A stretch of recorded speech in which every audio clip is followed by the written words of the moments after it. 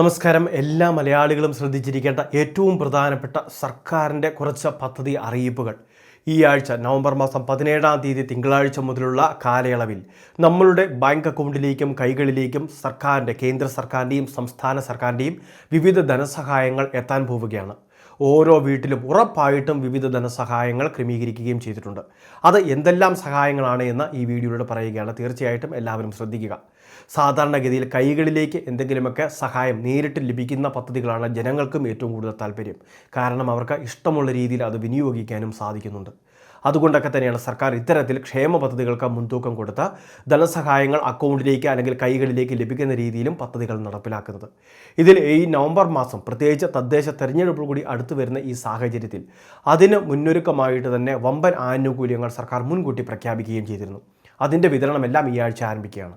ഏറ്റവും ആദ്യത്തെ പ്രധാന അറിയിപ്പ് നവംബർ മാസം 19-ാം തീയതി ആരംഭിക്കുന്ന, അതായത് ഈ ബുധനാഴ്ചയോടെ സർക്കാർ ആരംഭിക്കുന്ന പ്രധാനമന്ത്രി കിസാൻ സമ്മാൻ നിധിയുടെ 2000 രൂപ വിതരണം.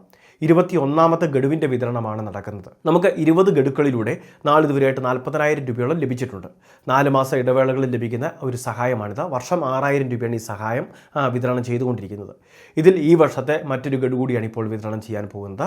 2000 രൂപ വീതം നമ്മുടെ സംസ്ഥാനത്തും 25 ലക്ഷത്തോളം വരുന്ന കർഷകർക്ക് ബുധനാഴ്ച ഈ തുക അക്കൗണ്ടിലേക്ക് ക്രെഡിറ്റ് ആവുന്നതായിരിക്കും. രണ്ടാമത്തെ മറ്റൊരു ആനുകൂല്യം ക്രെഡിറ്റ് ആകുന്നത് സർക്കാരിൻ്റെ സാമൂഹിക സുരക്ഷാ ക്ഷേമ പെൻഷൻ ആനുകൂല്യങ്ങളാണ്. നമുക്ക് നിലവിൽ വർദ്ധിപ്പിച്ച പെൻഷൻ തുകയാണ് ഈ മാസം ലഭിക്കുക. അതായത് 2000 രൂപ വീതമായിരിക്കും അക്കൗണ്ടിലേക്ക് ക്രെഡിറ്റ് ആവുക.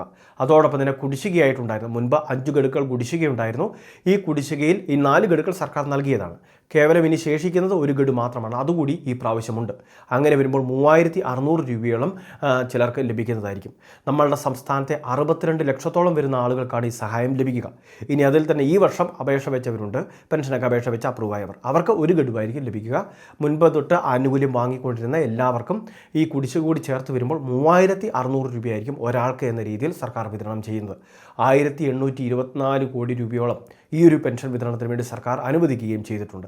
20-ാം തീയതി മുതലാണ് വിതരണം ആരംഭിക്കുന്നത് എന്നാണ് സർക്കാർ അറിയിച്ചിട്ടുള്ളത്. മൂന്നാമത്തെ മറ്റൊരു പ്രധാനപ്പെട്ട അറിയിപ്പ് സംസ്ഥാനത്ത് യുവജനങ്ങൾക്ക്, യുവാക്കൾക്ക് 18 വയസ്സ് മുതൽ 36 വയസ്സ് വരെയുള്ളവർക്ക്, അതായത് SSLC അല്ലെങ്കിൽ +2 അല്ലെങ്കിൽ ITI കോഴ്സുകൾ അല്ലെങ്കിൽ മറ്റെന്തെങ്കിലും ഡിപ്ലോമ കോഴ്സുകൾ, അതല്ലെങ്കിൽ UG അല്ലെങ്കിൽ PG കോഴ്സുകൾ, ഇതെല്ലാം പാസ്സായ ശേഷം നൈപുണ്യ കോഴ്സുകൾ പങ്കെടുക്കുന്നവരോ അല്ലെങ്കിൽ മത്സര പരീക്ഷകൾക്ക് വേണ്ടി സർക്കാർ അംഗീകരിച്ച ഇൻസ്റ്റിറ്റ്യൂഷനിൽ നിന്ന് പരിശീലനം നേടുന്നവരോ ആയിരിക്കണം. അതായത് പ്രജ്വല എന്ന് പറയുന്ന ഒരു സ്കീമാണിത്. യുവാക്കൾക്ക് പ്രതിമാസം 1000 രൂപ വീതം ഒരു വർഷത്തേക്ക് ലഭിക്കുന്ന പദ്ധതി. ജോലി ലഭിക്കുന്നതിന് മുൻപ് വരെ ഈ ഒരു ആനുകൂല്യത്തിൻ്റെ കവറേജ് ഉണ്ടായിരിക്കും. അപ്പോൾ ഈ ഒരു പദ്ധതിയിൽ കുടുംബ വാർഷിക വരുമാനം 1 ലക്ഷം രൂപയിൽ താഴെയായിരുന്നാൽ മതി. അപേക്ഷകൾ ഓൺലൈൻ വഴിയാണ് സമർപ്പിക്കേണ്ടത്. employment.kerala.gov.in എന്ന വെബ്സൈറ്റ് വഴിയാണ് അപേക്ഷ സമർപ്പിക്കേണ്ടത്. പക്ഷേ ഇപ്പോൾ ആ സൈറ്റിൽ അതിന് വേണ്ടിയിട്ടുള്ള മാറ്റങ്ങൾ വരുത്തിയിട്ടില്ല. അപേക്ഷ ആരംഭിക്കുമ്പോൾ ആദ്യം തന്നെ വെക്കണം. കാരണം ആദ്യം അപേക്ഷിക്കുന്നവർക്ക് മുൻഗണനയാണ് സർക്കാർ നിശ്ചയിച്ചിട്ടുള്ളത്.